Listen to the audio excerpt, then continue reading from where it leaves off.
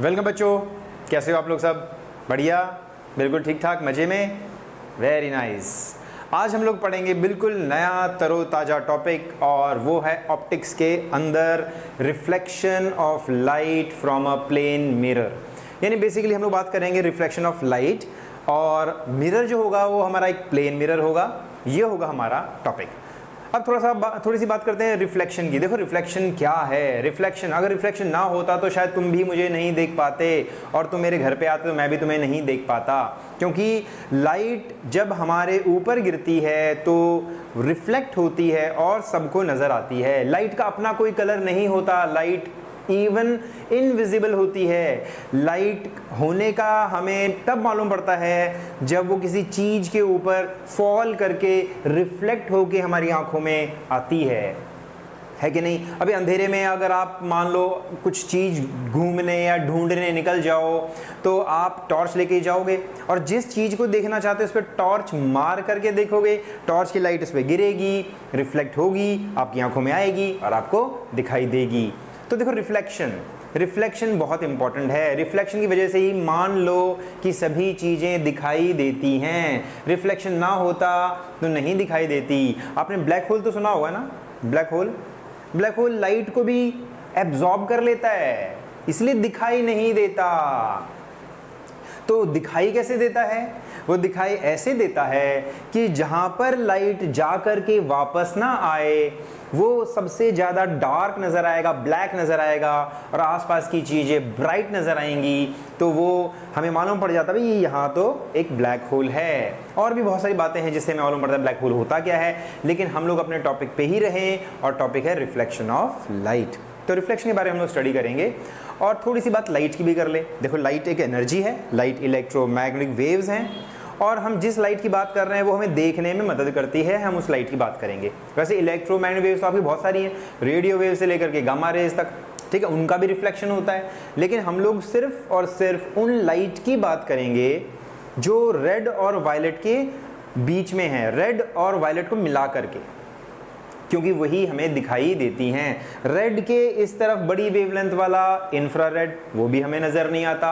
Violet से छोटी wavelength वाला हाई फ्रीक्वेंसी वाला अल्ट्रावायलेट, वो भी हमें नज़र नहीं आता, हम उनकी बात नहीं करेंगे। रिफ्लेक्शन उनका भी होता है, लेकिन हम सिर्फ उनकी बात करेंगे जो हमें देखने में मदद करती हैं, जो हमें दिखाई देती हैं। क्लियर है? ओके। रिफ्लेक्शन मिरर से हो ऐसा जरूरी नहीं है, इस बात का भी आप लोग ध्यान रखो। ओके। और तुम कहोगे सर फिर रिफ्लेक्शन सब चीज़ों से होता है तो मैं अपनी दीवार में अपना फेस नज़र क्यों नहीं आता? क्योंकि वो रिफ्लेक्शन डिफ्यूज्ड रिफ्लेक्शन है, वो एक नॉर्मल रिफ्लेक्शन नहीं है। उसमें बहुत छोटे छोटे गड्ढे हैं। वो लाइट उस पर गिरती है तो अलग अलग एंगल पर जाती है, और हमें अपनी शक्ल उसमें नज़र नहीं आती। अगर वो बिल्कुल मिरर की तरह प्लेन होता है तो हमें नज़र आ जाता। तो हम लोग बात करेंगे मिरर की। तो शुरू करते हैं। रिफ्लेक्शन ऑफ लाइट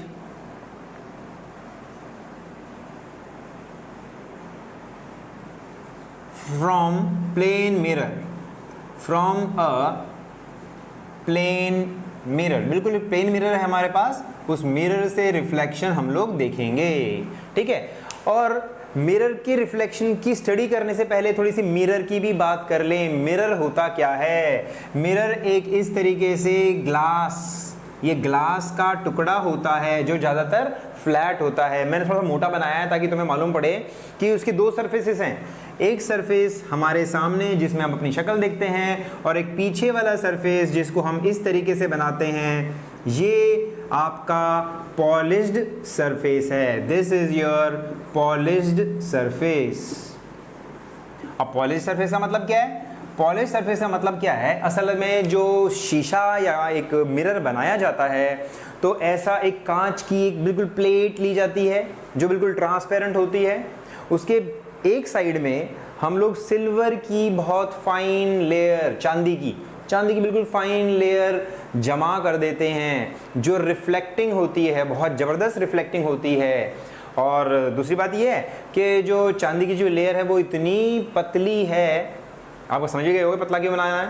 खर्चा बचाने के लिए, ठीक है। और वो इतनी पतली होती है कि वो बड़े आराम से निकल सकती है। उसका जो है कोरोजन भी होता है ना। हम जानते हैं एटमॉस्फेयर में सल्फर डाइऑक्साइड गैस है जो सिल्वर को टार्निश कर देगा।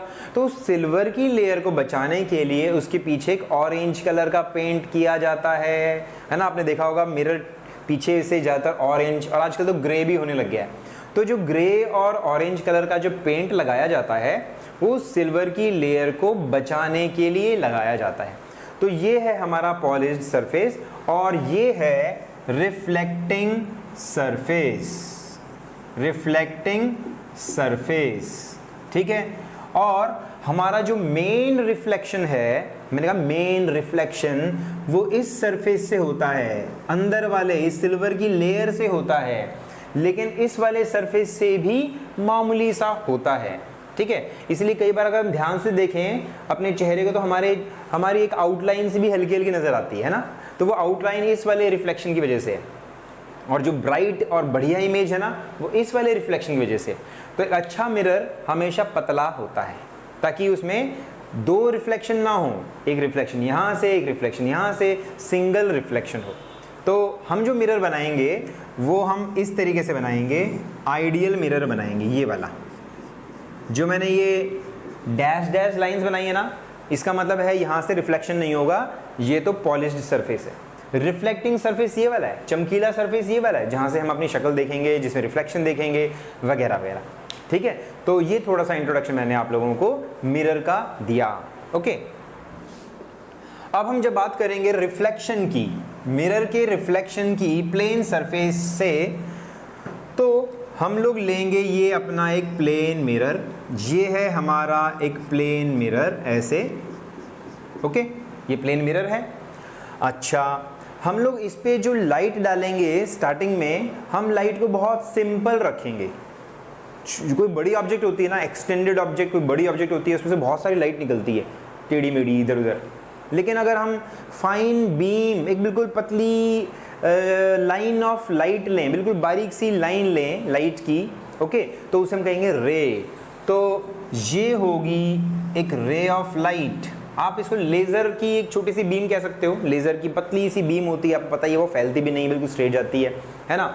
और ये है हमारी वो लेज़र की लाइट जिसे हम कहेंगे रे, बिल्कुल बारीक सी है। सो इसे कहेंगे इंसिडेंट रे।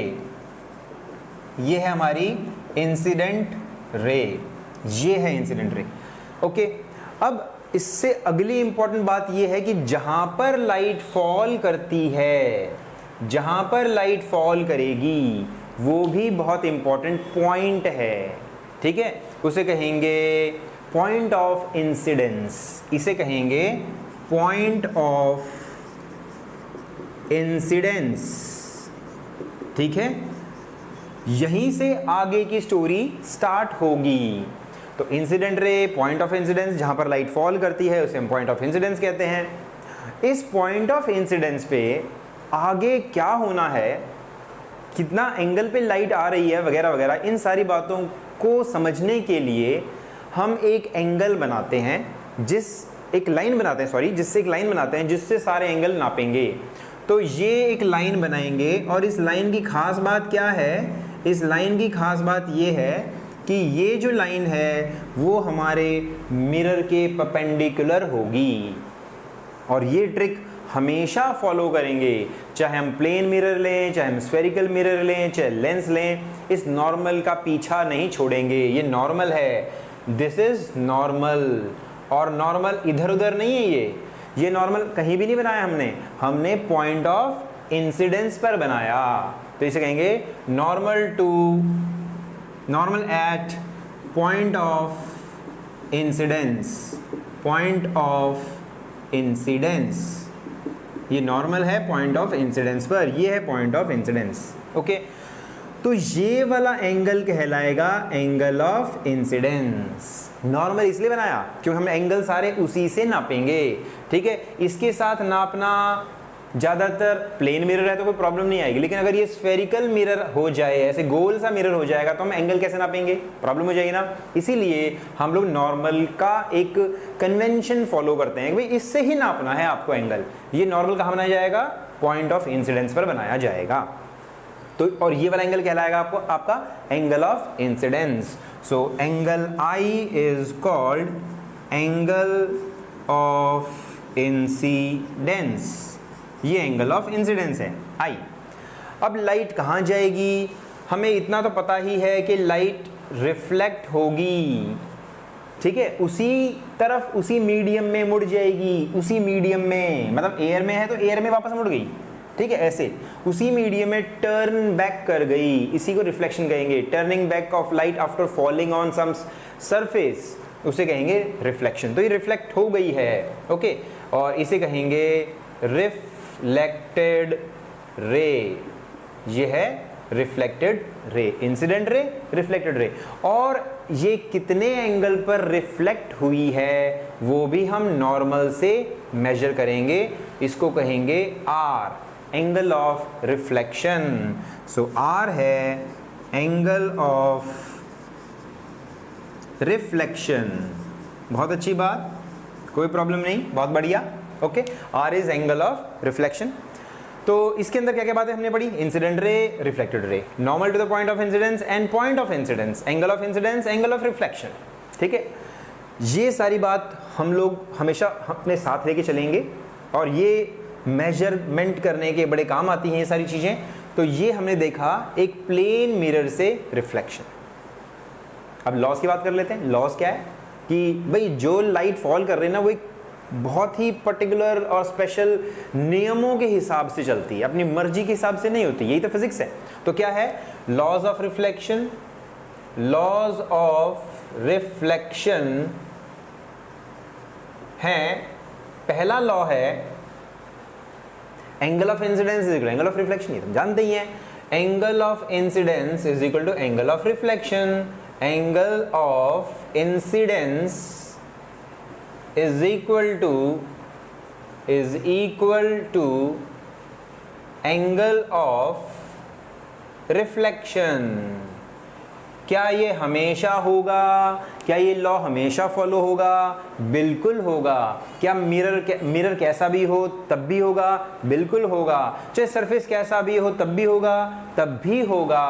अगर ऊबड़ खाबड़ चीज हो तो तब भी होगा, ठीक है। अब देखो कैसे, मान लो आपकी कोई ऊबड़ खाबड़ चीज़ है, मान लो जैसे ये ऊबड़ खाबड़ चीज़ है, इस तरीके से ये कोई ऊबड़ खाबड़ चीज़ है और हम चाहते हैं कि यहाँ पर रिफ्लेक्शन के लॉ को देखें भी फॉलो हो रहा है या नहीं हो रहा। तो मान लो यहाँ पर लाइट फॉल करती है, इस पॉइंट पे लाइट फॉल करी, ये इंसिडेंट रे है, यहाँ पर नॉर्मल बनाएंगे तो ये एंगल और ये एंगल इक्वल होंगे। इसी तरीके से अगर लाइट इस पॉइंट पर, मान लो लाइट ऐसे आकर के इस पॉइंट पे फॉल करती है तो वो ऐसे चली जाएगी, तो ये एंगल और ये एंगल भी इक्वल होंगे। तो हर पॉइंट पर ये लॉ फॉलो होगा, समझ गए।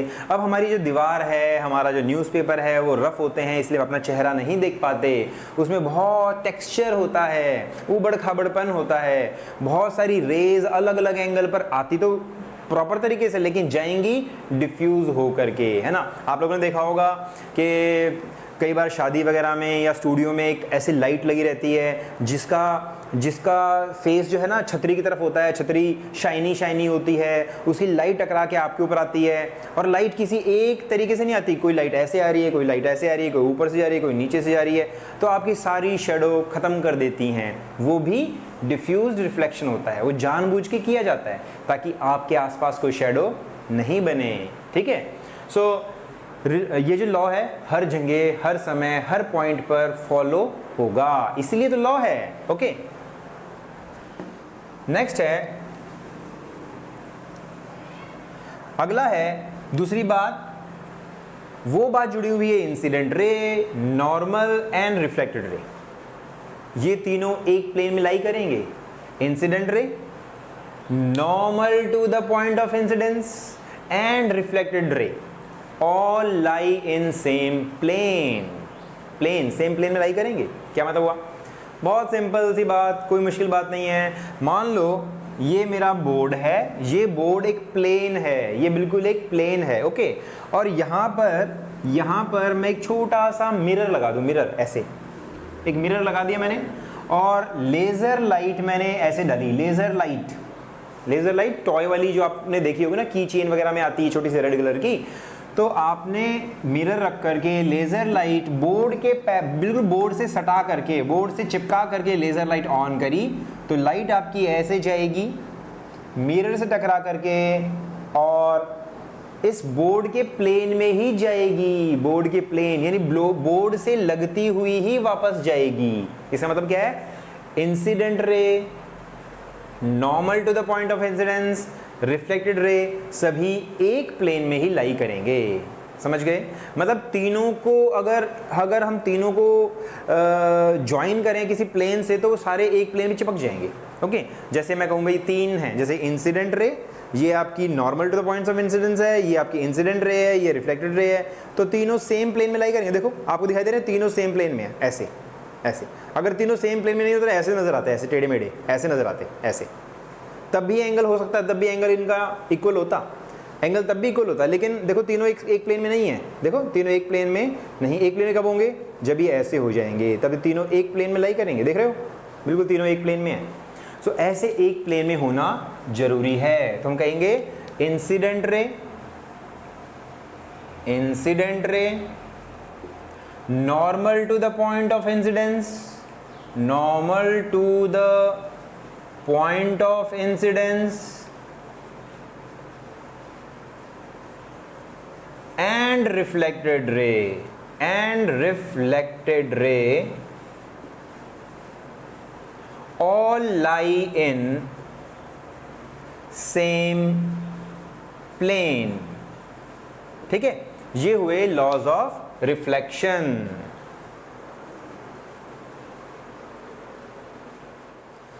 ठीक है, तो ये हमने पढ़ा reflection from a plane mirror. अब थोड़ा सा आगे चलते हैं, हमने लॉज भी पढ़ लिए, अब हम पढ़ेंगे reflection of a point object. अगर एक पॉइंट ऑब्जेक्ट हमारे मिरर के सामने रखी है तो उसकी इमेज कैसी, कहाँ बनेगी वगैरह वगैरह, इसकी बात स्टडी करेंगे। So reflection from a mirror of a point object, reflection पढ़ेंगे। बहुत ईजी टॉपिक, बहुत इंटरेस्टिंग, दिमाग लगाने वाला भी है, इसमें बहुत दिमाग भी लगता है, बहुत सारे रीजनिंग के क्वेश्चन इसके अंदर बनते हैं। ठीक है, बहुत सारे इंपॉर्टेंट क्वेश्चंस इसके अंदर, कंपटीशन के हाई लेवल के क्वेश्चंस भी जो है इस टॉपिक में से आ जाते हैं। ठीक है, और छोटी क्लास में से ही शुरू हो जाते हैं क्योंकि इतना टॉपिक इजी है और हर एक कोई समझ में आ जाता है, हर एक कोई बड़े आराम से कर पाता है। तो ये टॉपिक जो है हर लेवल के एग्जाम में इसको डाल देते हैं, रीजनिंग में भी डाल देते हैं कि भाई घड़ी का रिफ्लेक्शन बताओ, उसमें टाइम क्या होगा वगैरह वगैरह, है ना, ये सारी बातें। So reflection of a point object। हमारी ऑब्जेक्ट कैसी है, हमारी ऑब्जेक्ट एक पॉइंट ऑब्जेक्ट है, हमारी ऑब्जेक्ट एक पॉइंट है, बिंदी के जैसी है। तो ये है हमारा मिरर और ये है उसका पॉलिश्ड सरफेस। यहाँ पर है कोई पॉइंट ऑब्जेक्ट, बिल्कुल छोटी सी पॉइंट ऑब्जेक्ट है। ओके, अब उसकी इमेज बनानी है। इमेज कैसे बनाएंगे, अब देखो ऑब्जेक्ट को हम मानेंगे कि वो लाइट छोड़ रही है। असल में लाइट सच में छोड़ती है क्या? नहीं छोड़ती नहीं, लेकिन रिफ्लेक्ट करती है, उस पर पड़ने वाली लाइट रिफ्लेक्ट होती है। तो जो लाइट इसके ऊपर आसपास से गिर रही है वो इस ऑब्जेक्ट से रिफ्लेक्ट होकर के चारों तरफ फैलेगी। जो लोग इसके चारों तरफ खड़े हैं उसको देख पा रहे हैं, मिरर भी देख पा रहा है, लाइट मिरर की तरफ भी जाएगी, ऐसे जाएगी मिरर की तरफ। ओके, और मिरर से रिफ्लेक्ट भी होगी। तो यहाँ पर नॉर्मल बनाएंगे, यहाँ भी नॉर्मल बनाएंगे, ये एंगल ऑफ इंसिडेंस कहलाएगा, ये भी एंगल ऑफ इंसिडेंस कहलाएगा। ठीक है, तो ये भी एंगल ऑफ इंसिडेंस, ये भी एंगल ऑफ इंसिडेंस, और नियम के हिसाब से लाइट उतने ही एंगल पर मुड़ जाएगी, ऐसे उतने ही एंगल पर लाइट मुड़ जाएगी। ओके, लेकिन मुड़ने के बाद ये लाइट ऐसा लग रहा है जैसे मिरर में से निकल करके आ रही है और कहीं पर किसी पॉइंट पर मीट करती है, इस तरीके से। और जहां पर ये मीट करेंगी, जहां पर ये मीट करेंगी दोनों रेज, वहां पर हमारी इमेज बनेगी इस मिरर की वजह से। ठीक है, तो इस ऑब्जेक्ट को अपना रिफ्लेक्शन इस तरीके से नजर आएगा। तो हमने लॉ ऑफ रिफ्लेक्शन यहाँ पर भी फॉलो किया है। ये एंगल आई है, ये एंगल आर है, ये एंगल आई है और ये एंगल आर है, ये normal to the point of incidence है। ये हमारी ऑब्जेक्ट, बल्कि इसको इमेज कहना चाहिए, ये है हमारी इमेज, इमेज है आई, ऑब्जेक्ट है ओ। ठीक है, तो ऑब्जेक्ट से रेज निकली, ऑब्जेक्ट से रेज निकली। अगर ऑब्जेक्ट एक छोटी सी टॉर्च होती ना तो भी वो ऐसे ही काम करती, उसमें लाइट ऐसे ही निकलती और मिरर के ऊपर फॉल करके ऐसे रिफ्लेक्ट होती। क्लियर? ओके, अब हमारी इमेज तो बन गई। इमेज कितनी डिस्टेंस पे बनी ये समझने वाली बात है। अगर हमारी ऑब्जेक्ट मिरर से d डिस्टेंस पे है, परपेंडिकुलर डिस्टेंस ले रहे हैं, ठीक है, क्योंकि वही सबसे छोटी डिस्टेंस है और वही यूनिक भी है। सबसे इंपॉर्टेंट बात है, हम सबसे छोटी डिस्टेंस क्यों ले रहे हैं? इसीलिए क्योंकि वो अपनी आप में एक यूनिक डिस्टेंस है, बाकी सभी डिस्टेंस उससे बड़ी होंगी। तो ये एक यूनिक डिस्टेंस है जो परपेंडिकुलर डिस्टेंस है मिरर से। ओके, और मान लो ये जो डिस्टेंस है वो है d डैश। हम प्रूव करेंगे कि d और d डैश इक्वल है, ये होना चाहिए। ओके, तो कैसे करेंगे? देखो ये एंगल I है तो ये एंगल भी I हो गया, क्योंकि देखो ये नॉर्मल जो बनाया है वो मिरर के साथ नॉर्मल है, ये लाइन भी मिरर के साथ नॉर्मल है, तो ये दोनों लाइन पैरेलल हुई, ये ट्रांसवर्स हुआ, ट्रांसवर्स के ये वाले एंगल्स इक्वल होते हैं, है ना, ये वाले एंगल्स इस तरीके से जो Z की तरीके से होते हैं ना, Z वाले ऐसे ऐसे ऐसे, अगर ये दोनों लाइन पैरेलल हैं तो ये एंगल और ये एंगल इक्वल होते हैं, है कि नहीं? कुछ और प्रॉपर्टी और जानते हैं हम लोग, ये वाले एंगल भी इक्वल होते हैं, ये वाले एंगल भी इक्वल होते हैं। बहुत सिंपल सिंपल सी बातें हैं जो बड़े काम आएंगी हम लोगों को इसमें। ओके, सो ये एंगल I तो ये भी एंगल I। अब ये एंगल I है, ये R है, लेकिन I और R तो इक्वल हैं। अगर ये R है तो ऑटोमेटिकली, क्योंकि ये लाइन स्ट्रेट हमने एक्सटेंड करके यहाँ पर जोड़ी है और ये पैरेलल हैं, तो ये वाला एंगल R के इक्वल हुआ, लेकिन R तो I के इक्वल है, तो ये एंगल भी I के इक्वल हुआ। अगर ये I के इक्वल हुआ तो देखो ये दो ट्राइंगल जो है हमारी बनी, ये ट्राइंगल और ये ट्राइंगल, इन दोनों ट्राइंगल में O, इसको नाम दे देते हैं O P और Q, O P Q triangle में और PIQ ट्राइंगल में ये दोनों एंगल इक्वल हैं, है ना? तो ये तो एक आइसोसेलेस ट्राइंगल हुई, और आइसोसेलेस ट्राइंगल के अगर बेस एंगल्स इक्वल होते हैं तो उनकी साइड्स भी इक्वल होंगी। तो ये साइड्स इक्वल होंगी, ये कॉमन है, तो ऑटोमेटिकली इसको भी इक्वल होना जरूरी है। समझ गए? तो ये एंगल और ये एंगल इक्वल, तो ये साइड और ये साइड भी इक्वल, ये साइड इक्वल, ये कॉमन, तो ये दोनों भी इक्वल। इसीलिए D is equal to D dash. इसका मतलब क्या हुआ?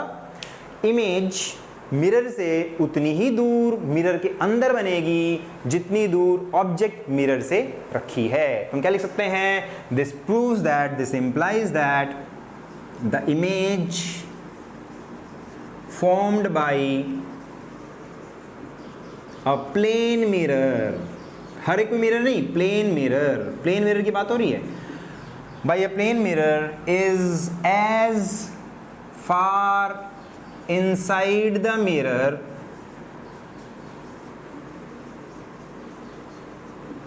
from mirror, ये भी लिखना जरूरी है, from mirror, जितना कि ऑब्जेक्ट दूर है मिरर से, as object is from the mirror।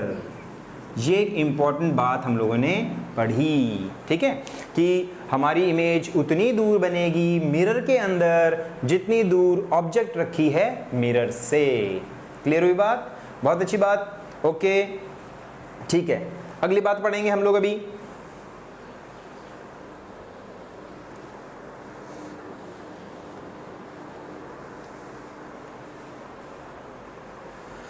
अब हम देखेंगे इस इमेज की प्रॉपर्टीज क्या क्या हैं। इस इमेज, जो हमारी इमेज बनी है, इस इमेज की क्या क्या प्रॉपर्टी है। एक प्रॉपर्टी तो यही होगी, ठीक है, और दूसरी प्रॉपर्टी क्या होगी? पहली बात तो ये है कि इमेज इज फॉर्म्ड, इसको लिख लेते हैं, ये हमारी प्रॉपर्टी है, प्रॉपर्टी नंबर 1। दूसरी प्रॉपर्टी क्या है? इमेज जो बनेगी ना हमारी, उसमें जो रेज है ना, जो रेज इसको बना रही हैं वो यहां से निकलती हुई नजर आ रही हैं। सचमुच में यहां से निकल नहीं रही, लेकिन निकलती हुई नजर आ रही हैं, वो दिख रही हैं, सचमुच में नहीं है। ऐसी इमेज को वर्चुअल इमेज कहेंगे। सो हम कहेंगे the image formed is virtual, the image formed is virtual. Image जो बनेगी वो वर्चुअल इमेज बनेगी, ठीक है, उतनी ही दूरी पर बनेगी जितनी दूरी पर हमारी ऑब्जेक्ट रखी है। और हम आगे जब एक्सटेंडेड ऑब्जेक्ट की बात करेंगे ना, तब हम ये भी पढ़ेंगे कि इस ऑब्जेक्ट का साइज, सॉरी इस इमेज का साइज ऑब्जेक्ट के जितना ही है। एक्सटेंडेड ऑब्जेक्ट इसके बाद ही पढ़ेंगे, तो लिख लेते हैं the size of image is same as that of object. एक और बात जो यहां से मालूम नहीं पड़ रही, लिखने को लिख रहे हैं इसलिए बाद में समझ लेंगे इसको, क्या कि मिरर में लेफ्ट राइट हो जाता है, राइट लेफ्ट हो जाता है ना। देखो मान लो अगर ये कोई कोऑर्डिनेट्स हैं 1 और 2, बल्कि इसका एक्स कोऑर्डिनेट कितना है -1 और 2, और ये एक मिरर है, तो मिरर में क्या दिखाई देगा, मिरर में दिखाई देगा ये उतनी ही डिस्टेंस पे बनेगा और इसके कोऑर्डिनेट्स क्या हो जाएंगे, इसके कोऑर्डिनेट्स बन जाएंगे 1 और 2, ठीक है 1 और 2। तो हम कह सकते हैं, इसमें देख सकते हो आप कि इसमें इमेज पलट गई है ना, लेफ्ट राइट हो गया है और राइट लेफ्ट हो गया है। क्लियर। तो हम कह सकते हैं कि mirror forms image which are laterally inverted. Image formed by mirror is laterally inverted. Laterally मतलब sideways, left right हो जाएगा, right left हो जाएगा, तो हम कहेंगे the image formed is laterally inverted. The image formed is laterally sideways, laterally inverted. इसके और एग्जांपल लेंगे हम लोग आगे, ठीक है। कोऑर्डिनेट्स के रिफ्लेक्शन वाले पॉइंट्स हम लोग लेंगे, बहुत सारे पॉइंट्स लेंगे, किसी पॉलीगॉन के पॉइंट्स रिफ्लेक्ट होकर के ऐसे बनते, कैसे दिखाई देंगे, वो भी हम लोग पढ़ेंगे, ठीक है। सो ये कुछ हमारी प्रॉपर्टीज हुई। एक प्रॉपर्टी तो ये हुई कि इमेज उतनी ही दूर मिरर से बनेगी जितनी ऑब्जेक्ट मिरर से दूर है। Image formed is virtual, rays वहां से निकलती हुई नजर आती हैं, सचमुच में वहां से नहीं निकलती। Size of image is same as that object, object का साइज जितना है उतना ही इमेज का साइज भी होगा।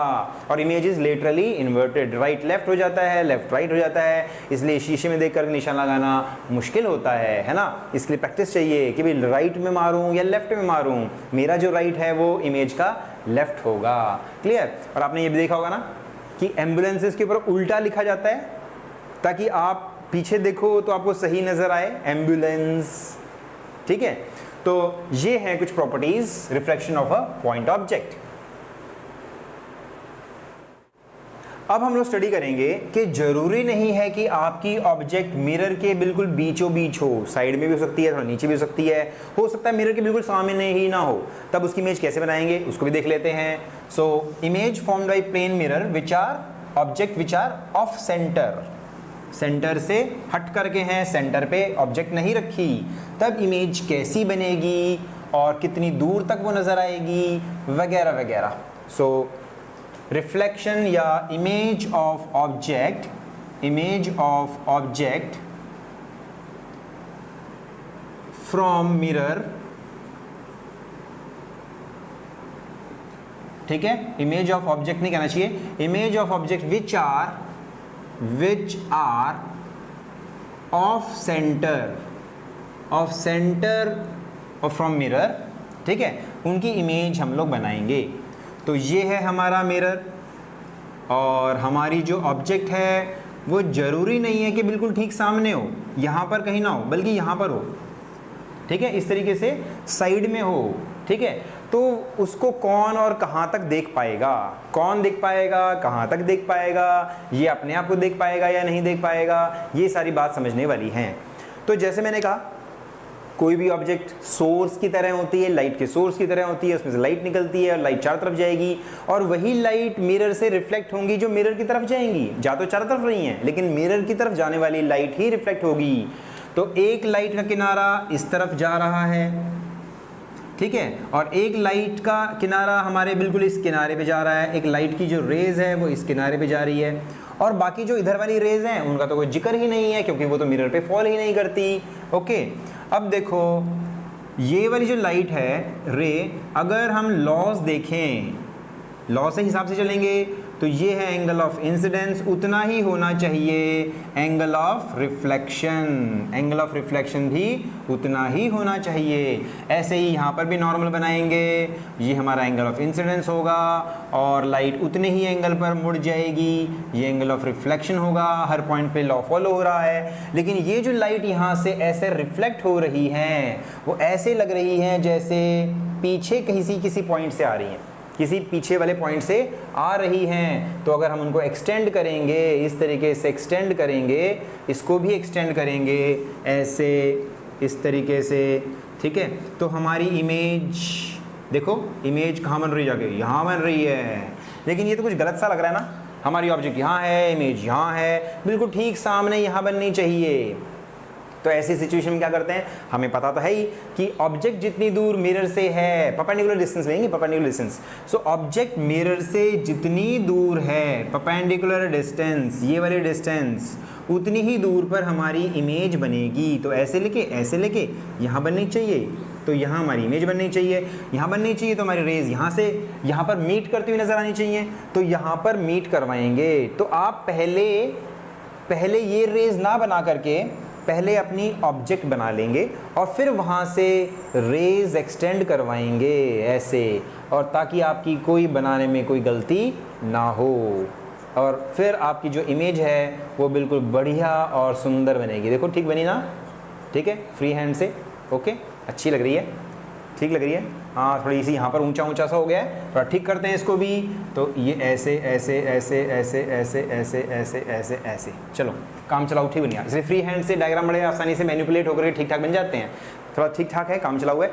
तो देखो क्या है, जब भी आप इमेज बनाओगे तो इमेज पहले बना लो और फिर रेज को मीट करवाओ, ठीक है, यहाँ से रेज निकालो। फ्री हैंड अगर बना रहे हो, स्केल से बनाओगे तो पसीने छूटेंगे, छोटी मोटी गलती हो जाएगी तो आपकी सब गड़बड़ हो जाएगी, इसलिए फ्री हैंड बनाना ही इजी होता है। ओके, तो ये हुई हमारी इमेज। और याद रखो ये हमारा मिरर नहीं है, इस मिरर को मैंने एक्सटेंड किया है, आगे बढ़ाया है, ताकि मैं ये परपेंडिकुलर डिस्टेंस ले पाऊँ। क्लियर हुई? अब देखो इमेज बन गई हमारी। अब इसको कौन कहाँ तक देख पाएगा? ये जो रेज जहाँ तक जा रही है ना, ठीक है, तो यहाँ से लेकर के अगर आप चलना शुरू करो, ठीक है, आप इस रे को, इस पॉइंट को इतने एरिया में देख पाओगे, यहाँ इतने एरिया में देख पाओगे, यहाँ पर इतने एरिया में देख पाओगे, ठीक है, यानी यहाँ से लेके यहाँ तक इस ऑब्जेक्ट को देख पाओगे। ओके, समझ गए? यहाँ पर आप इस ऑब्जेक्ट को नहीं देख पाओगे, यहाँ पर भी नहीं देख पाओगे, यहाँ पर कहीं नहीं देख पाओगे, सिर्फ इन पॉइंट्स पर ही आप इस ऑब्जेक्ट को देख पाओगे।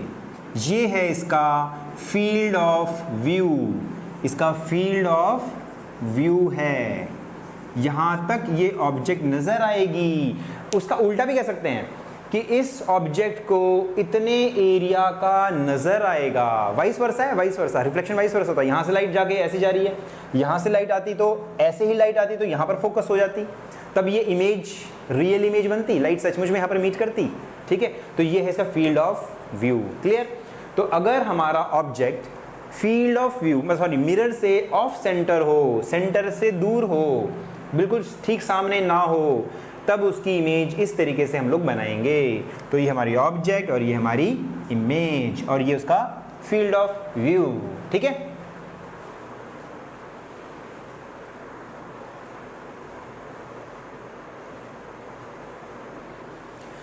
ठीक है, बहुत अच्छी बात। अब हम लोग पढ़ेंगे कोऑर्डिनेट्स निकालना, रिफ्लेक्शन होने पर कोऑर्डिनेट्स निकालना। बहुत अच्छे क्वेश्चंस करेंगे इसके कि अगर हमें कोऑर्डिनेट्स दे रखे हों, मिरर से रिफ्लेक्ट होकर कोऑर्डिनेट्स क्या बनेंगे। बहुत अच्छे रीजनिंग के क्वेश्चंस में आते हैं, बड़े लेवल के क्वेश्चंस में आते हैं, ठीक है, और छोटे मोटे एग्जाम्स में भी आ जाते हैं। लेकिन इनको पढ़ने के लिए आपको बहुत स्पेशल तैयारी करने की जरूरत नहीं है, थोड़ा सा दिमाग लगाओ और हो जाएगा। लेकिन अगर आपको फंडामेंटल्स पहले से क्लियर हैं तो ये चुटकियों का सवाल है। जो करते हैं फिर reflection, to find coordinates after reflection, to find coordinates after reflection, coordinates का पता लगाएंगे रिफ्लेक्शन के बाद में। To find coordinates after reflection, बहुत अच्छे सवाल, बहुत इजी, मजेदार, कितने प्रैक्टिस कर लो उतना ही मजा आता है। तो अगर हमारी एक्सिस, क्योंकि कोऑर्डिनेट्स निकाल रहे हैं तो एक्सिस की बात करेंगे, ये हमारी एक्स एक्सिस है और ये हमारी वाई एक्सिस है। ओके, अगर हमारा मिरर वाई एक्सिस पे रखा जाता है, अगर हमारा मिरर वाई एक्सिस पे रखा जाएगा तो याद रखो, चलो करके देखते हैं फिर मालूम पड़ेगा। मान लो ये कोई पॉइंट है, इसके कोऑर्डिनेट्स हैं -2 और 0, -2 और 0, तो जो इमेज बनेगी वो कहाँ बनेगी, क्योंकि ये 2 सेंटीमीटर पे है, सेंटीमीटर ले लेते हैं, ये ऑब्जेक्ट यहाँ से सेंटर से 2 सेंटीमीटर पे है, तो इमेज भी 2 सेंटीमीटर पे बनेगी। अभी ये भी हमने प्रूव किया, और उसके कोऑर्डिनेट्स होंगे 2 और 0। इसका मतलब क्या हुआ, देखो -2 का बन गया 2, 0 का 0 रहा। एक और कोऑर्डिनेट ले लेते हैं, ऐसा ही यहाँ ले लेते हैं, इस तरीके से ले लेते हैं। ये कोई पॉइंट है, इसके कोऑर्डिनेट्स हैं -2 और 2, इसके कोऑर्डिनेट्स हैं -2 और 2। जैसे यहाँ पर -2, यहाँ पर +2 हो गया, वैसे ही इसका जो रिफ्लेक्शन होने के बाद यहाँ पर जो इमेज बनेगी उसका x कोऑर्डिनेट तो 2 होगा। इसके ऊपर बना लेते हैं ताकि थोड़ी सिमेट्री नजर आए, इसके ठीक ऊपर, तो ये बनेगा 2, क्योंकि -2 बन गया था 2 और y 0 था तो 0 ही रहा। यहाँ पर हमारा क्या है, ये -2 बन गया 2, और y में जो 2 था वो 2 ही रहेगा। इसका मतलब एक स्पेशल नियम नज़र आ रहा है हम लोगों को कि जब आपका मिरर वाई एक्सिस पे रखा जाएगा तब आपके कोऑर्डिनेट्स का रिफ्लेक्शन होते समय एक्स कोऑर्डिनेट के साइन बदल जाएंगे, वाई के साइन नहीं बदलेंगे, है कि नहीं। तो ये हुआ एक सिंगल रूल।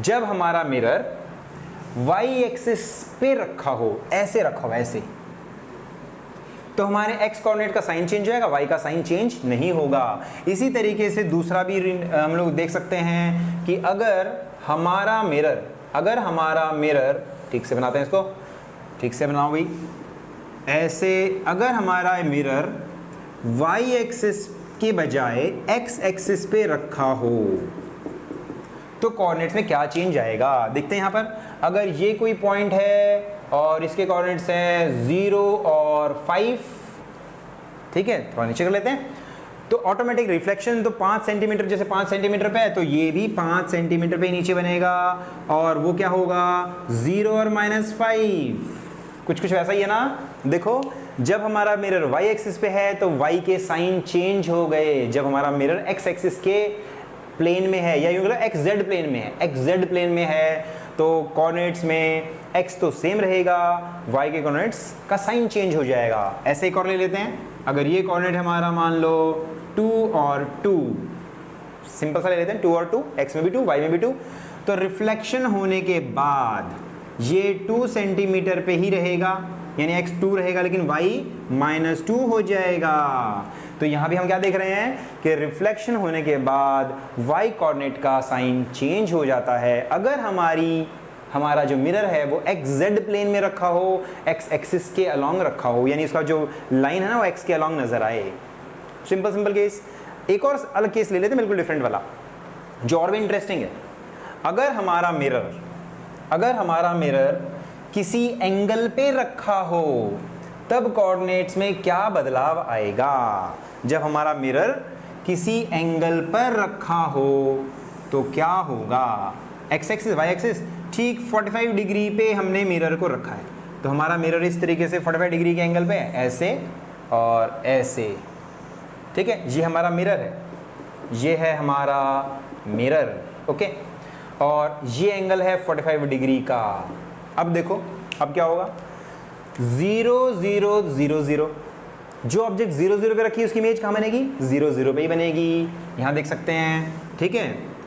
और अगर हमारा इसकी खास बात ये है कि अगर ये कोई पॉइंट है A और B, बल्कि -A और B, अगर -A और B है, ये ऐसे -A और B है, तो इसकी जो इमेज होगी ना वो बिल्कुल उतनी ही डिस्टेंस पे, परपेंडिकुलर डिस्टेंस है ये, ठीक है, तो उतनी ही डिस्टेंस पे बनेगी यहाँ पर। और इसकी खास बात क्या है कि कोऑर्डिनेट जस्ट बदल जाएंगे, पलट जाएंगे, यानी ये बन जाएगा B - A, ये होंगे हमारे कोऑर्डिनेट्स।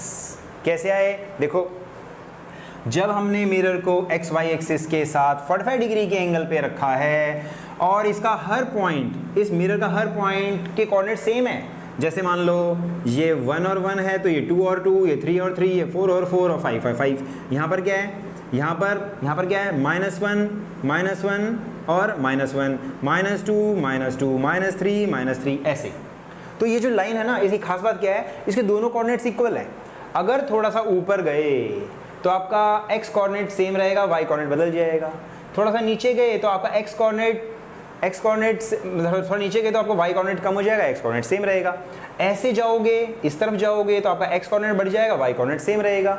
ठीक है, तो अगर हमारा ये कोई पॉइंट है तो रिफ्लेक्शन उसका इस तरीके से जस्ट फ्लिप होगा, यानी ये दोनों चीज फ्लिप हो जाएंगी, b इधर और माइनस इधर। एक सिंपल सा रूल, क्लियर। एक बार फटाफट समरी देखें। जब आपका मिरर y एक्सिस पे रखा हो तो क्या चेंज होगा, पता लग गया था ना। जब y एक्सिस पे रखा होगा, y एक्सिस के अलोंग रखा होगा तो आपके x कोऑर्डिनेट का साइन चेंज हो जाएगा। ऐसे ही आपका मिरर अगर x एक्सिस पे रखा होगा तो उसके कौन से कोऑर्डिनेट, y कोऑर्डिनेट्स के साइन चेंज हो जाएंगे। और अगर मिरर आपका x एक्सिस और y एक्सिस के साथ 45 डिग्री एंगल पे रखा होगा तो कोऑर्डिनेट जस्ट फ्लिप कर जाएंगे, अदला बदली हो जाएगी कोऑर्डिनेट्स की।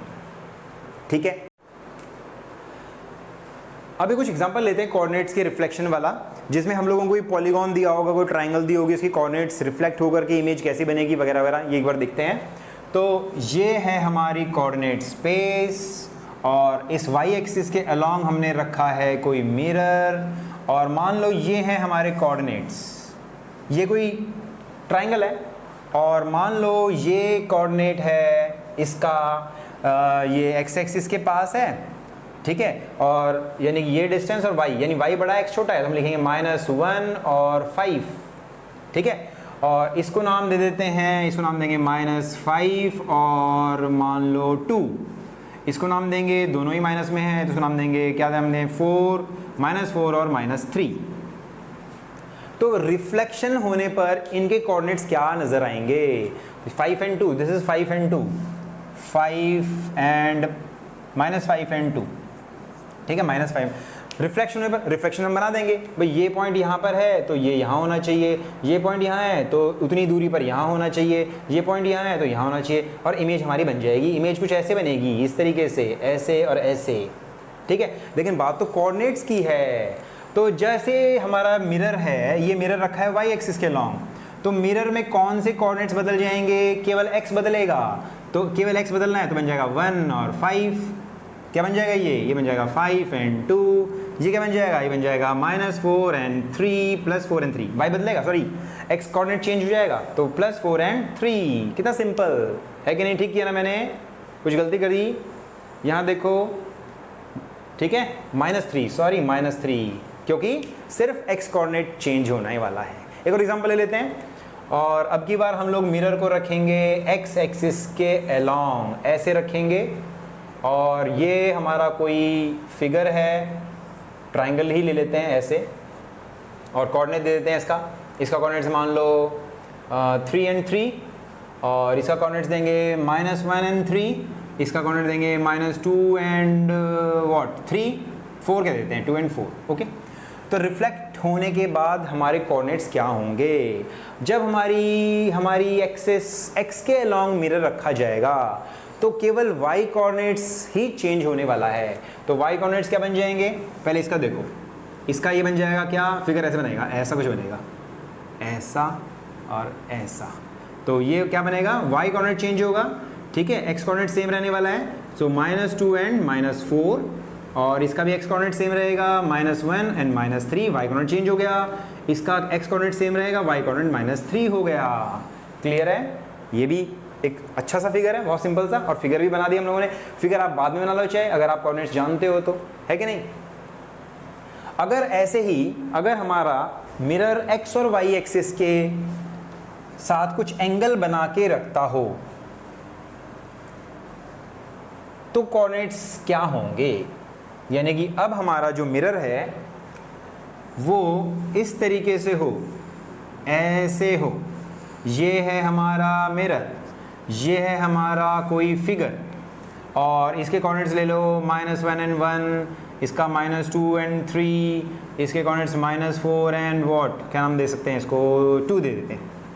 ठीक है, तो ऐसे मिरर जो 45 डिग्री के एंगल पे रखा हुआ होता है उसके कोऑर्डिनेट जस्ट फ्लिप कर जाएंगे। फ्लिप कर जाएंगे मतलब इसके करस्पॉन्डिंग जो पॉइंट बनेगा ना वो बनेगा 3n-2, ठीक है। 3n-2 यानी नीचे कहीं पर जाएगा, यहाँ पर आएगा, यहाँ पर कहीं पर आएगा 3n-2, ओके। और इसके कोऑर्डिनेट्स क्या बन जाएंगे 1n-1, देखो 1n-1, और इसके कोऑर्डिनेट्स क्या हो जाएंगे, इसके कोऑर्डिनेट्स यहाँ हो जाएंगे, क्या बन जाएंगे 2n-4, इसके और 2n-4। तो अगर बनाएं तो कैसे बनेगा, ये हुआ 3 और -2, थोड़ा नीचे ले लेते हैं, 3n-2, 1 और 1 का यहाँ ले लेते हैं, 1 और 1 इधर, और 3 और -4 मतलब 3 इधर और -4 इधर।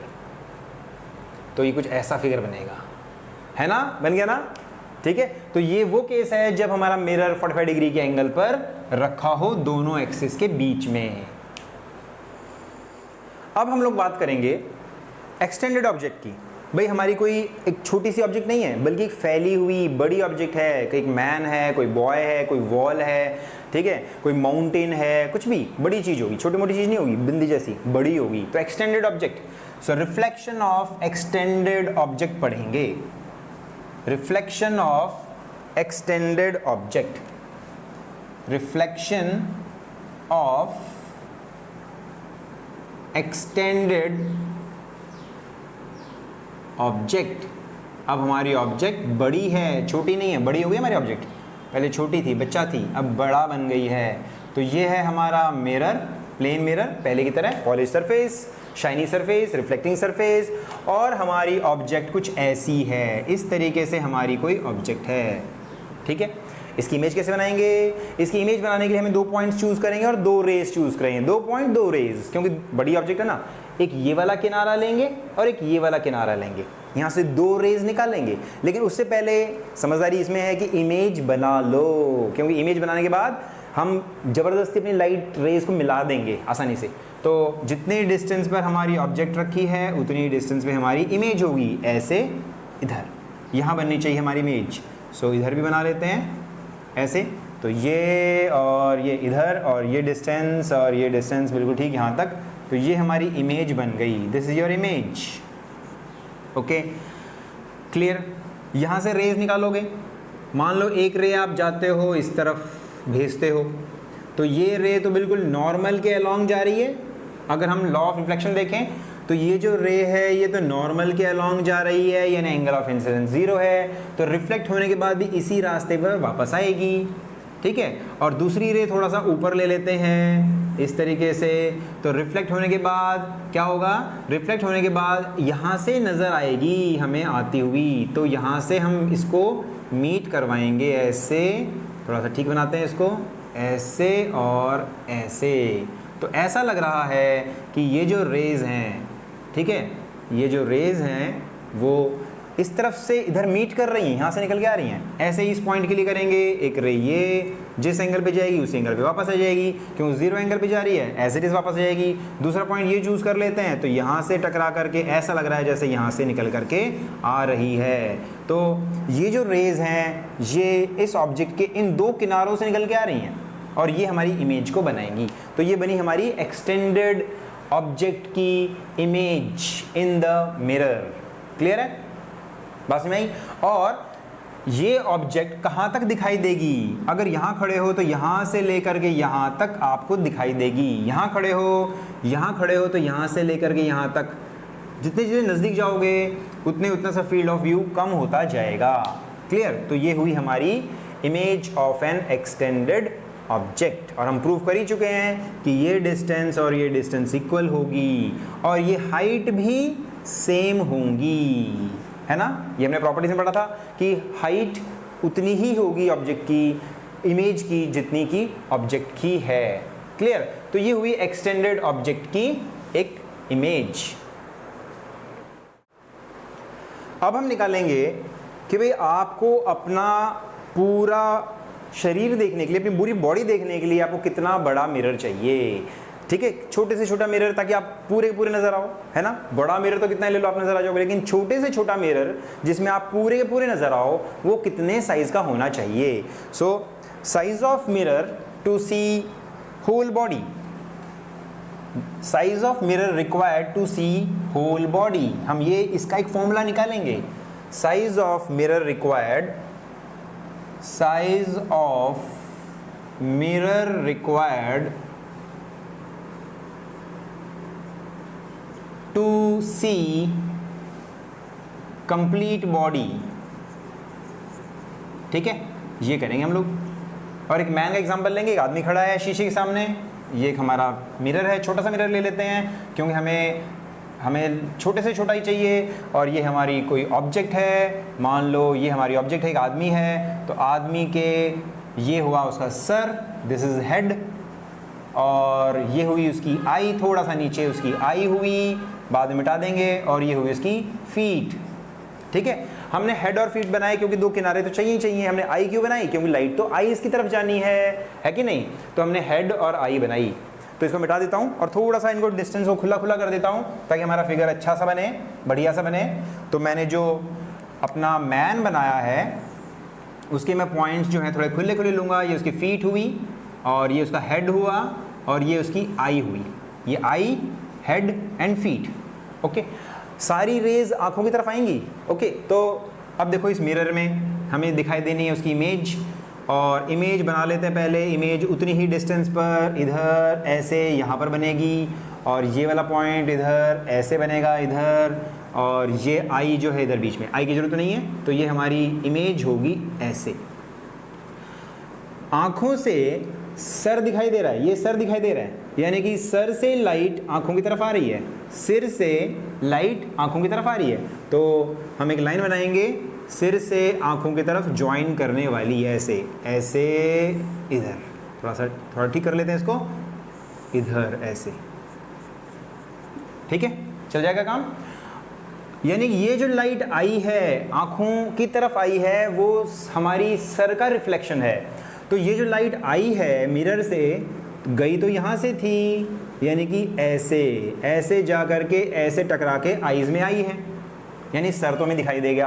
अब पैर देखने हैं, पैर हमें दिखाई दे रहे हैं, तो पैर से चल के लाइट आ रही है, लेकिन असलियत में तो वो रिफ्लेक्टेड है। तो ये जो है ऐसे बनाते हैं इसको, ऐसे ऐसे, तो ये जो रे है ये हमारी पैरों से रिफ्लेक्ट होकर के आ रही है, लेकिन पैरों से रिफ्लेक्ट होकर आईज में आ रही है। गई तो यहाँ से थी ऐसे, लाइट गई तो ऐसे है, तो लाइट यहाँ से जा कर के रिफ्लेक्ट होकर के आईज में आई और हमारे पैर बने मिरर के अंदर यहाँ पर। और इसी तरीके से हमारा सिर हम लोगों को नज़र आया क्योंकि लाइट टकरा करके इस तरीके से गई तो हमें अपना सर नज़र आया। क्लियर? और याद रखो ये डिस्टेंस तो d है और ये डिस्टेंस भी हम जानते हैं d है। ओके, अच्छा अब देखो हमें निकालना है छोटे से छोटा मिरर जो हमें पूरी बॉडी को दिखाने में हेल्प करेगा। तो हम लोग इसके पॉइंट्स ले लेते हैं कुछ। मान लो ये जो साइज़ है मिरर का, असलियत में हमें इतना ही साइज़ चाहिए मिरर का, है ना, इतना ही साइज़ चाहिए मिरर का। ये यहाँ तो लाइट का कोई हिस्सा जा ही नहीं रहा, इसलिए हमें इतना नहीं चाहिए, तो हम इतने ही मिरर से काम चलाएंगे। तो इसका नाम देते हैं x, इसका नाम देंगे y, और इसके ठीक सामने इसका नाम देंगे x डैश, इसका नाम देंगे y डैश। ठीक है, ये डिस्टेंस d है, ये डिस्टेंस भी d है, पहले ही लिख चुके हैं इसको। अब देखो इसको कहते हैं आई, हेड और फीट, और इस पॉइंट को नाम दे देते हैं o, इस पॉइंट को नाम देते हैं o।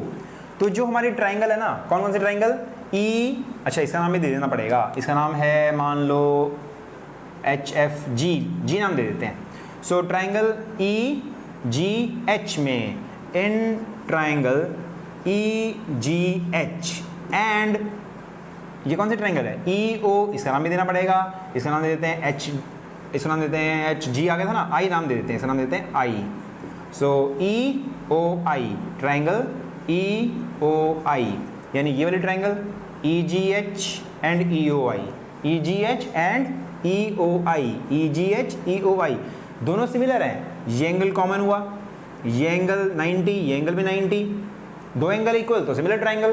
तो दोनों ट्राइंगल हमारी सिमिलर हैं, सिमिलर हैं तो इनकी कॉरस्पॉन्डिंग साइड्स का रेशियो भी सेम होना चाहिए। तो कॉरस्पॉन्डिंग साइड्स कौन कौन से लेंगे, हमें जिससे मतलब है, x और x डैश लिख लेते हैं, x by x dash, this by this is equal to this by this. तो लिख लेते हैं, क्या लिखेंगे, क्या लिखेंगे, EO and EG, EO and EG। लेकिन EO क्या है, EO तो हमारा D है, और EG क्या है, EG हमारा D और D 2D है। Clear. So x is equal to D, बल्कि D बाई 2D, यानी क्या बन गया, 1/2 x डैश। क्लियर। इसी तरीके से ये वाली ट्राइंगल और ये वाली ट्राइंगल लेंगे, नाम दे देते हैं इन ट्राइंगल, इन ट्राइंगल कौन कौन सी, EO, इसका नाम भी देना पड़ेगा, HIJ नाम दे देते हैं, EOJ, in triangle EOJ and EGF, and triangle EGF, EGO and EGF। ये भी सिमिलर है, ये एंगल कॉमन है, ये एंगल 90 है, ये एंगल भी 90 है, तो इनकी कॉरस्पॉन्डिंग साइड्स का रेशियो भी इक्वल होना चाहिए। तो y by y dash, y by y dash, और ये दिस अपॉन दिस, ये क्या है हमारा EO, this is equal to EO and that is EG। ये भी वही तो हैं, क्या है ये भी तो हमारी D बाई 2D के इक्वल हैं। तो हम क्या लिखेंगे, x इज सॉरी y है ना, y है, तो x कहाँ से आ गया, y is equal to 1/2 y dash. समझ में आई बात। अब हमें अपना मिरर कितने साइज का चाहिए, साइज ऑफ मिरर है हमारा, size of mirror required is equal to x plus y. X plus y की वैल्यू पुट करेंगे तो 1/2 x dash plus y dash. ठीक है। So x dash plus y dash क्या है, x plus dash plus y dash तो height of object है। So height of object, तो size of mirror is half the height of object. इसका मतलब क्या हुआ कि जो हमें मिरर चाहिए वो आदमी के साइज से छोटा होना चाहिए, और ज़रूरी नहीं है कि वो बीच में रखा हो, ठीक है, ऊपर नीचे कहीं भी रखा हो।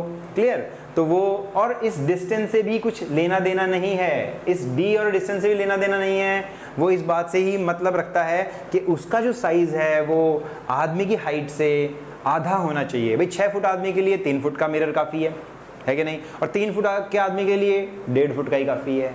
ओके। सो ये हुआ size of mirror required to see complete body.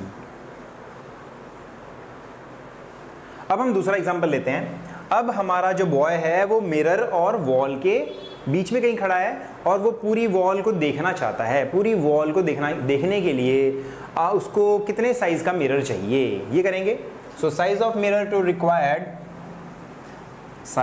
Required to see complete wall behind the boy. Boy के पीछे एक वॉल है, उस वॉल की कंप्लीट इमेज वो देखना चाहता है। तो size of mirror required to see complete wall when boy is between wall and mirror.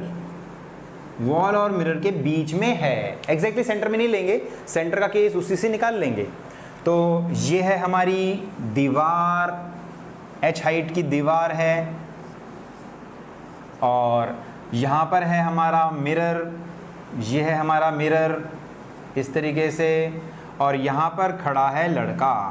Okay, इधर खड़ा है वो लड़का जो इस पूरी दीवार को देखना चाहता है, और दीवार की इमेज उतनी ही दूरी पर बनेगी जितनी दूरी पर ऑब्जेक्ट है, यानी वॉल है। तो ये हमारी वॉल का रिफ्लेक्शन हुआ, उतनी ही हाइट का उतनी ही डिस्टेंस पर जितनी डिस्टेंस पर वॉल है। ये है वॉल। ओके। अब इस बच्चे को रिफ्लेक्शन में वॉल का ये ऊपर वाला किनारा नज़र आ रहा है, यहाँ से नज़र आ रहा है ऐसे, यानी लाइट यहाँ से चल करके यहाँ आती हुई नज़र आ रही है। तो ये पॉइंट इसकी आंखों से मिलाओगे, तो मिलाते हुए देखो मैं कैसे मिला रहा हूँ, ऐसे ऐसे ऐसे ऐसे ऐसे ऐसे मिलाएंगे, मिला दिया। यानी लाइट यहाँ से चल के आ रही है ऐसे, लेकिन ये चल के आई कहाँ से, रिफ्लेक्शन से आई। तो लाइट का ये किनारा यहाँ नज़र आ रहा है, तो लाइट यहाँ से चली रिफ्लेक्ट होकर के यहाँ पर आई और लग रहा है वहाँ से आ रही है, तो लाइट असलियत में तो यहाँ से चल करके आई है, ऐसे लग ऐसा रहा है जैसे वहाँ से आ रही है। तो इस बच्चे को दीवार का ये वाला किनारा नज़र आ रहा है, लेकिन नीचे वाला किनारा नज़र आ रहा है, नीचे वाला किनारा तो ये है, तो नीचे वाला किनारा ऐसे लाइट ऐसे आ रही है, ऐसे इधर से आ रही है ऐसे, सो लाइट ऐसे आ रही है, इधर से आ रही है, लेकिन गई तो यहाँ से है ना, ऐसे गई है लाइट, तो ऐसे गई है, ऐसे जाके ऐसे आई, लग ऐसे रहा है जैसे यहाँ से आ रही है, तभी तो उसको पूरा रिफ्लेक्शन नज़र आ रहा है। ठीक है, बन गई हमारी दीवार। सो ये हमारी वॉल उतनी ही हाइट की, उतनी ही डिस्टेंस पर जितनी डिस्टेंस पे वॉल है मिरर से। ठीक है, हम क्या करना चाहते हैं, हम निकालना चाहते हैं कि भाई अगर ये बच्चा स्मॉल डी डिस्टेंस पे खड़ा है मिरर से से कम कितनी हाइट का मिरर उसको चाहिए। ठीक है, मान लो ये डिस्टेंस है कैपिटल डी, ये डिस्टेंस है कैपिटल डी, तो हमारी जो इमेज बनी है वो D plus capital D distance पे ही तो बनी है, क्योंकि यही तो दोनों के बीच में डिस्टेंस है। ठीक है, हमें चाहिए मिरर, कितने साइज़ का मिरर, तो हमें तो साइज़ मिरर इतना ही तो चाहिए, इतना ही तो मिरर चाहिए हम लोगों को, ये इतना, बाकी तो एक्स्ट्रा है, तो हमें यही चाहिए। अच्छा, ये परपेंडिकुलर डिस्टेंस बड़ी खास है, ये हम हमेशा बनाएंगे परपेंडिकुलर डिस्टेंस, ये हमने परपेंडिकुलर डिस्टेंस बनाई, ये डिस्टेंस D है और ये डिस्टेंस D प्लस D है। ठीक है, अब दिख रहा है सिमिलर ट्राइंगल्स वाला रूल ही नज़र आ रहा है यहाँ पर भी, एक ट्राइंगल ये, एक ट्राइंगल ये, एक ट्राइंगल ये, एक ट्राइंगल ये, नाम दे देते हैं। इसका नाम है B फॉर बॉय, इसको कहते हैं सेंटर O, यहाँ पर क्या देते हैं H है, हाइट, ये तो हाइट ऑफ हमारी वॉल है, I नाम दे देते हैं, और इसको नाम दे देते हैं हम X, इसको नाम देते हैं Y, बल्कि इसको कहते हैं X और Y। ये जो लेंथ है X, ये लेंथ है Y, ये लेंथ है X डैश, ये लेंथ है Y डैश, और O P Q R और S। ठीक है, सभी पॉइंट्स हो गए ना। ठीक है, तो ट्राइंगल लेते हैं फटाफट। ट्राइंगल कौन सी triangle, BOP, BOP, triangle BOP, BOP किसके सिमिलर है, इस बड़ी ट्राइंगल के सिमिलर है। एंड ट्राइंगल BIS सिमिलर हैं, ये एंगल कॉमन हुआ, ये एंगल 90 हुआ, ये भी 90 हुआ। ठीक है, तो दोनों ट्राइंगल सिमिलर हुई, तो इनके साइड्स का रेशो सेम होना चाहिए, x by x dash, x by x dash, and this small d by ये d, स्मॉल d बाई ये पूरी distance d plus d and d, यानी कि 2d plus d, d and d plus d, d and d plus d, क्या बना 2d plus d, है कि नहीं। इससे क्या मिला, इससे हमें मिलेगा x बन जाएगा, क्या मिला, d by 2d plus d into x dash. और इसी तरीके से दूसरी ट्राइंगल की बात करते हैं हम लोग।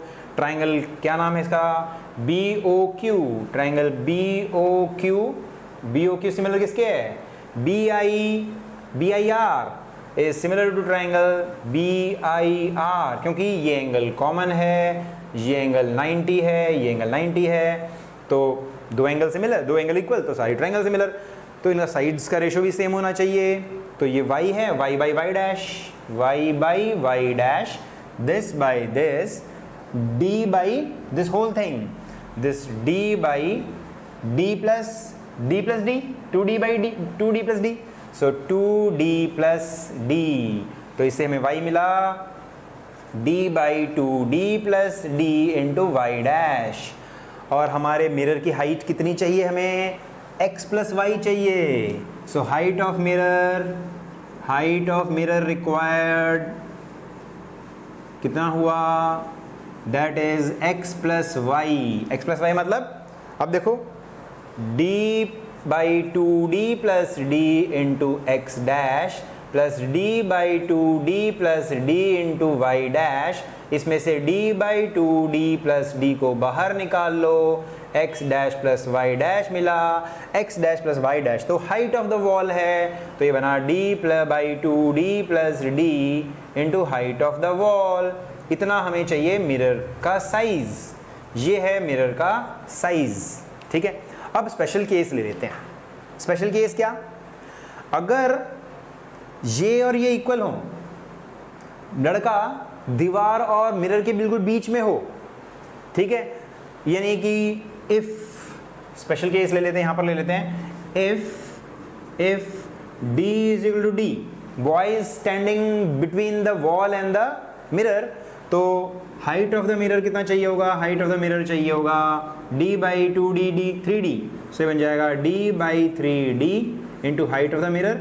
सो हाइट ऑफ द वॉल 1/3, यानी कि अगर बच्चा बीचों बीच खड़ा होगा तो उसको कितनी साइज का मिरर चाहिए? h/3। मिरर दीवार की हाइट के 1/3 चाहिए, यानी 12 फीट ऊंची दीवार है, 12 फीट ऊंची दीवार है तो उसको कितने साइज का मिरर चाहिए? 1/3 यानी 4 फीट का मिरर काफ़ी है। तो 4 फीट के मिरर में 12 फीट की दीवार दिख जाएगी, है कि नहीं? और वो इस D और D पे डिपेंड नहीं कर रही, ठीक है। खास बात क्या है? इस D डिस्टेंस पे डिपेंड नहीं कर रही, उसमें सिर्फ मिरर की हाइट एंड वॉल की हाइट, इन दोनों का ही कनेक्ट है, ठीक है। तो ये हुआ size of mirror required to see complete wall. तो बच्चों कैसा लगा आपको आज का लेक्चर? मज़ेदार था ना, इंटरेस्टिंग? ये जो हमने क्वेश्चंस करे ना, ये अच्छे लेवल के कंपटीशंस में भी आते हैं, और जरूरी नहीं कि साइंस के एग्जाम टाइप के क्वेश्चन में, ये रीजनिंग के क्वेश्चन जो है, मैनेजमेंट वगैरह के क्वेश्चन में भी आते हैं। बहुत जनरल से क्वेश्चन है, ये इंटरेस्टिंग है। तो आप लोगों को आज के लेक्चर से सबसे इम्पॉर्टेंट बात जो अगर मैं कहूँ कि क्या आपको समझनी है, वो ये है कि रे डायग्राम आप कैसे बनाएं, फ्री हैंड बनाएं, स्केल यूज़ करके परफेक्ट बनाने की कोशिश ना करें। जैसे मैंने बोर्ड पे बनाए, ठीक है, उसी तरीके से आपको बनाने हैं, और वो ठीक ठाक लगें तो टीचर आपको पूरे मार्क्स दे देगा। परफेक्ट बनाने के चक्कर में आप छोटी मोटी आप मेजरमेंट की कमी रह जाएगी तो वो बिल्कुल गलत हो जाएगा, बिल्कुल भी अच्छा नहीं लगेगा, ठीक है। तो रे डायग्राम में प्रैक्टिस करना ही आपका इस लेक्चर का इम्पॉर्टेंट मैसेज आपको होना चाहिए। और जो मैं क्वेश्चंस करे उसमें कुछ सिंपल बातें, कुछ फॉर्मूले, कुछ ट्रिक्स हमने किए, वो आपको ध्यान रखने हैं। तो फिर मिलते हैं नए लेक्चर में। सी यू, बाय।